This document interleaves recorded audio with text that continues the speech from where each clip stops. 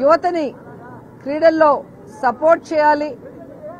గ్రామ స్థాయి నుంచి రాష్ట్ర స్థాయి వరకున్న మట్టిలో మాణిక్యాలను వెలికి తీసి ప్రభుత్వం సపోర్టివ్ గా నిలబడి జాతీయ అంతర్జాతీయ స్థాయిలో వాళ్ళని ఎదిగేదానికి ఒక ప్లాట్ఫామ్ ఇవ్వాలనుకున్నారు. ఈరోజు మీరు చూస్తే 5 దశల్లో సచివాలయ స్థాయి, మండల స్థాయి, నియోజకవర్గ స్థాయి, జిల్లా స్థాయి, రాష్ట్ర స్థాయి 5 స్థాయిల్లో దాదాపుగా 3 లక్షల మ్యాచ్లతో ఈ ఆడుదాం ఆంధ్రాని ఒక పండుగ వాతావరణంలో జరిపించడం నిజంగా స్పోర్ట్స్ మినిస్టర్ గా నా అదృష్టం. జగనన్న పీరియడ్ లో నేను మంత్రి అవటాన్ని నేను గర్వంగా చెప్పగలను. అండ్ జగనన్న చేతుల మీదుగా ప్రారంభమైన ఈ ఆడుదాం ఆంధ్ర జగనన్న చేతుల మీదుగానే ప్రైజ్ డిస్ట్రిబ్యూషన్ ఫైనల్స్ కి రావటం అనేది కూడా క్రీడాకారుల అందరిలో కూడా చాలా సంబరం, ఆనందాన్ని నింపిందని కూడా చెప్పగలను. ఎందుకంటే ఏ ముఖ్యమంత్రి కూడా అంత సమయం వెచ్చించి స్పోర్ట్స్ కోసం ఇలా 120 కోట్లు వెచ్చించి ఒక కార్యక్రమాన్ని రూపుదిద్దటమే కాకుండా దాన్ని తానే స్వయంగా ప్రారంభించి దాంట్లో పోటీ పడి ఫస్ట్, సెకండ్, థర్డ్ వచ్చిన వాళ్ళకి ప్రైజ్ డిస్ట్రిబ్యూషన్ చేయటం అనేది కూడా యువత పట్ల, క్రీడాకారుల పట్ల జగనన్నకున్న ప్రేమ, అభిమానం అక్కడ అర్థమవుతుంది. ఈరోజు మీరు చూస్తే జగనన్న ముఖ్యమంత్రిగా ఉన్న సమయంలో నిజంగా క్రీడలకి ఒక స్వర్ణయుగం అనే చెప్పొచ్చు. క్రీడాకారులలో అంతర్జాతీయ స్థాయిలో ఎవరైతే గుర్తింపు పొందారో వారందరికీ కూడా ముఖ్యమైన వాళ్ళందరూ కూడా మీరు తీసుకుంటే గ్రూప్ 1 పోస్టులు ఇవ్వటమే కాకుండా వారికి ఇవ్వాల్సిన అన్ని ఇన్సెంటివ్స్ ని కూడా వాళ్ళకి క్లియర్ చేసి ఈరోజు వాళ్ళకి అకాడమీలు కట్టుకోవడానికి కూడా ల్యాండ్స్ ఇచ్చి అమౌంట్ కూడా ఇచ్చి వాటిని ప్రారంభిస్తున్న సంగతి ఈరోజు క్రీడాకారుల్లో చాలా ఉత్సాహాన్ని నింపింది. ఎందుకంటే చంద్రబాబు నాయుడు పుణ్యమా అని ఈ రాష్ట్రాన్ని ముక్కలు చెక్కలు చేసి రాష్ట్రానికి ఏమీ లేకుండా చేసిన చంద్రబాబు నాయుడు ఈరోజు సిగ్గు లేకుండా మళ్లీ మాట్లాడుతున్నాడు. కానీ జగనన్న ముఖ్యమంత్రి అయిన తర్వాత ఈరోజు ప్రతి జిల్లాలో కూడా ఇండోర్ స్టేడియంని ఏర్పాటు చేసి క్రీడాకారులకి ఏ విధంగా వాళ్ళు ట్రైన్ అప్ అయ్యేదానికి మరి శాప్ ద్వారా వారికి అన్ని రకాల సపోర్ట్ ని అందించారో కూడా కళ్ళారా చూశారు. అలాగే ఈరోజు మన కిడాంబి శ్రీకాంత్ గారు కానివ్వండి, అలాగే సింధు గారికి కానివ్వండి, వీరందరికీ కూడా ల్యాండ్ ఇచ్చి ఈరోజు అకాడమీ కట్టడానికి అమౌంట్ ని కూడా ఇచ్చి అవి స్టార్ట్ చేసి ఇక్కడున్న ప్లేయర్స్ కి మరి ఒక మంచి నైపుణ్యంతో క్రీడల్లో వాళ్ళని మెరుగుపరిచే విధంగా ముందుకు తీసుకెళ్తున్నారు. ఈ ఆడుదాం ఆంధ్రాలో ఎవరైతే గెలిచారో వారందరికీ కూడా పెద్ద పెద్ద ఫ్రాంచైజీతో టైఅప్ చేసి వాళ్ళని జాతీయ అంతర్జాతీయ స్థాయిలో ఎదగటానికి వైఎస్ఆర్ కాంగ్రెస్ పార్టీ జగనన్న ప్రభుత్వం ఒక మంచి వేదికను అందిస్తుందని కూడా ఈ సందర్భంగా తెలియజేసుకుంటున్నా. అండ్ ముఖ్యంగా ఈరోజు ఫైనల్స్ జరుగుతున్నాయి. ఇప్పుడే కబడ్డీ ఫైనల్స్ బాపట్ల అండ్ తిరుపతి పోటీ పడుతుంది. సో నా ఫేవరెట్ గేమ్ కాబట్టి నేను కూడా వచ్చి చూస్తూ ఉన్నాను. అండ్ ఈవినింగ్ కోసం మేము అందరం కూడా వెయిట్ చేస్తున్నాం. మా ప్రియతమ ముఖ్యమంత్రి జగన్మోహన్ రెడ్డి గారు రాబోతున్నారు. తన చేతుల మీదుగా ఈరోజు క్రీడల్లో సక్సెస్ అయిన అందరికీ కూడా ప్రైజ్ డిస్ట్రిబ్యూషన్ చేయటమే కాకుండా ముఖ్యంగా యువతకి కావాల్సిన విద్యని, వైద్యాన్ని ఏ విధంగా ఫ్రీ ఆఫ్ కాస్ట్ తో నాణ్యమైనది అందిస్తున్నారో కూడా మనం కళ్ళారా చూస్తున్నాం. ఈరోజు ఈ ఆంధ్రప్రదేశ్ లో అమ్మఒడి, విద్యా దీవెన, వసతి దీవెన, అలాగే నాడు నేడు కింద స్కూల్స్ రెనోవేషన్, అలాగే ఫీజు రియంబర్స్మెంట్, విదేశీ విద్య, ఇలా పేదవాడు పెద్దవాడి కన్నా గొప్ప చదువులు చదివి ఈ పోటీ ప్రపంచంలో తట్టుకొని నిలబడే విధంగా CBS syllabus, English medium, Byju's content తో ట్యాబ్స్ తో పాటు ఇప్పుడు ఐబీ సిలబస్ ని కూడా ఇంట్రడ్యూస్ చేశారు. అంటే పేదవాళ్ల పట్ల జగనన్నకి వైఎస్ఆర్ గారి లాగా ఎంత ప్రేమ, అభిమానం ఈ రాష్ట్ర ప్రజలందరూ కూడా గుర్తించారు. సో చదువు, వైద్యంతో పాటు ఈరోజు యువతకు కావాల్సిన క్రీడల్లో కూడా వారికి ఫుల్ సపోర్ట్ ఇచ్చిన జగనన్నకి క్రీడాకారుల తరఫున, క్రీడా శాఖ తరఫున మనస్ఫూర్తిగా కృతజ్ఞతలు తెలియజేసుకుంటున్నాను.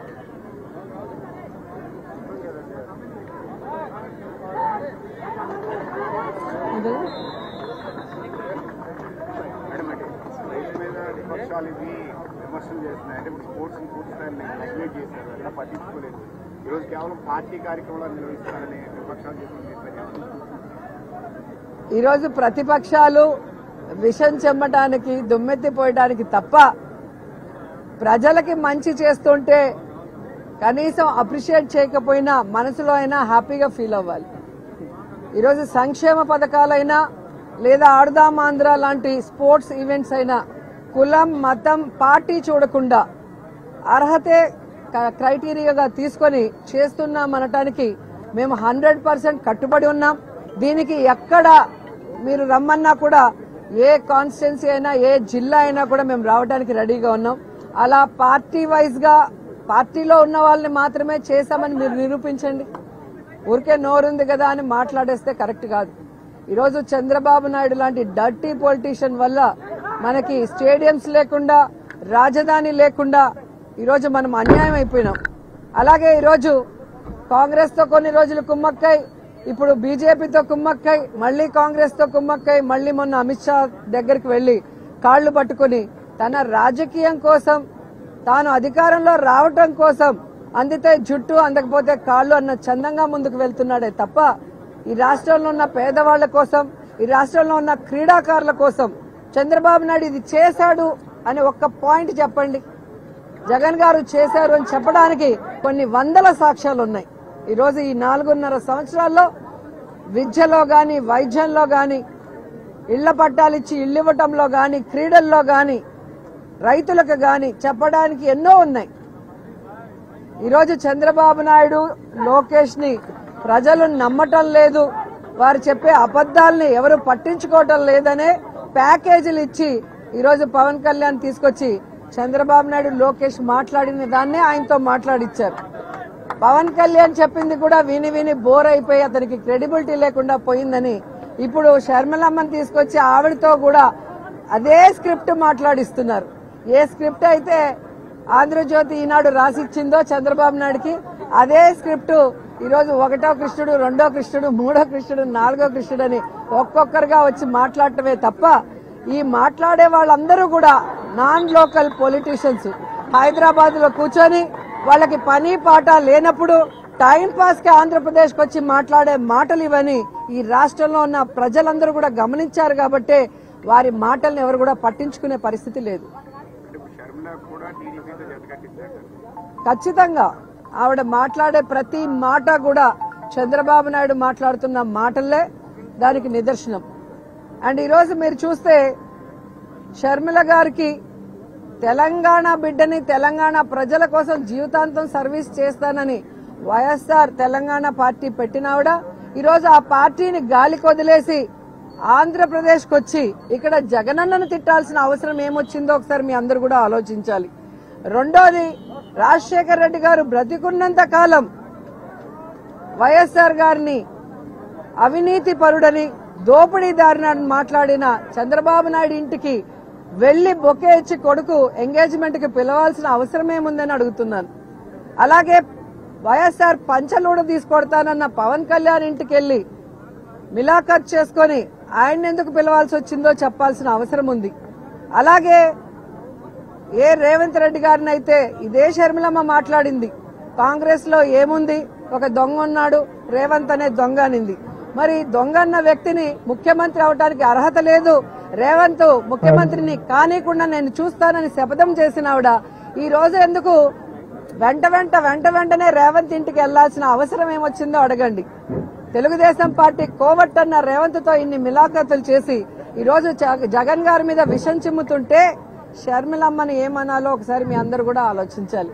ఇదంతా గూడు పుటాని జగనన్న మీద విషం చిమ్ముతూ జగనన్న ఓట్లని డివైడ్ చేసి జగనన్నని ఓడించి చంద్రబాబు నాయుడిని సీట్లో కూర్చోబెట్టాలన్న తపన తప్ప ఈ బ్యాచ్ కి ఈ రాష్ట్రానికి అభివృద్ధి చేయాలని, ఈ రాష్ట్ర ప్రజలకి మంచి చేయాలన్న ఆలోచన ఎవరికీ లేదు.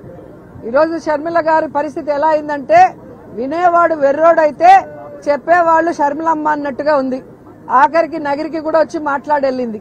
ఇదే విధంగా తెలంగాణలో నియోజకవర్గానికి వెళ్లటం, అక్కడున్న ఎమ్మెల్యేలను మంత్రులు తిట్టేసి రావటం గతంలో చేసింది. ఏమైంది? పార్టీ గాలికి వదిలేసి అక్కడ రేవంత్ ఒకటి ఇస్తే ఇక్కడ వచ్చి పడింది. మళ్లీ ఇక్కడ ఒక్కొక్క కాన్స్టిట్యున్సీకి వెళ్లి ఇలాగే పిచ్చి వాగుడు వాగుతుంది. ఈరోజు రాజశేఖర్ రెడ్డి గారి బిడ్డ అని చెప్పుకుంటే తప్ప నీకు గుర్తింపు కూడా లేదు. రాజశేఖర్ రెడ్డి గారి బిడ్డ ఎలా ఉండాలి? రాజశేఖర్ రెడ్డి గారి లాగా మనసు ఉండాలి. రాజశేఖర్ రెడ్డి గారి లాగా పౌరుషం ఉండాలి. రాజశేఖర్ రెడ్డి గారి లాగా ఒక మాట ఇస్తే ఆ మాట మీద నిలబడాలి. అవన్నీ ఈరోజు జగనన్నకు మాత్రమే ఉన్నాయి. రాజశేఖర్ రెడ్డి ఆశయాలకి ఈరోజు ప్రతిపక్షాలన్నిటితో కూడా పోరాడి వాటన్నిటిని కూడా ప్రజలకు అందిస్తున్న వ్యక్తి జగన్మోహన్ రెడ్డి గారు. అయితే ఏ రాజశేఖర్ రెడ్డి గారిని అవమానించారో ఆ ప్రతిపక్షాలతో చేతులు కలిపి రాజశేఖర్ రెడ్డి గారి ఆత్మ క్షోభించే విధంగా చేసే ఆవిడ షర్మిల గారు. కాబట్టి ఆవిడ నేను వైఎస్ఆర్ బిడ్డ బిడ్డ అని చెప్పుకుంటే పైనున్న వైఎస్ఆర్ గారి మనసు క్షోభిస్తుందన్న విషయం ఆవిడ తెలుసుకోవాలి. తెలుగులోనేగా చెప్పాను. ఇప్పుడు ఇంతవరకు లేదు, కానీ ఇన్నాళ్ళు తెలంగాణలో ఉంటారు. తెలంగాణలో ఇప్పుడు సడన్ గా ఎలక్షన్ ముందు ఇక్కడికి రావడానికి గల కారణం అది అన్నయ్యనే టార్గెట్ చేసి. అదే కదా ఇప్పుడు చెప్పింది తెలుగే కదా, మీకు తెలుగు అర్థం కాదా? టార్గెట్ చేయడం వెనక కారణం ఇప్పుడు రాజకీయాలు కలిసారు. ఓకే, వాళ్ళిద్దరు ఒకే కుటుంబంలో ఒకే తండ్రి. అదేగా చెప్తున్నాను, దేనికి కలిసారో చెప్పాను. ఇప్పుడు రాజకీయాల కోసమే కలిసిందంటారు. అంతే, 100% అంతే కదా, వేరేముంది ఇక్కడ?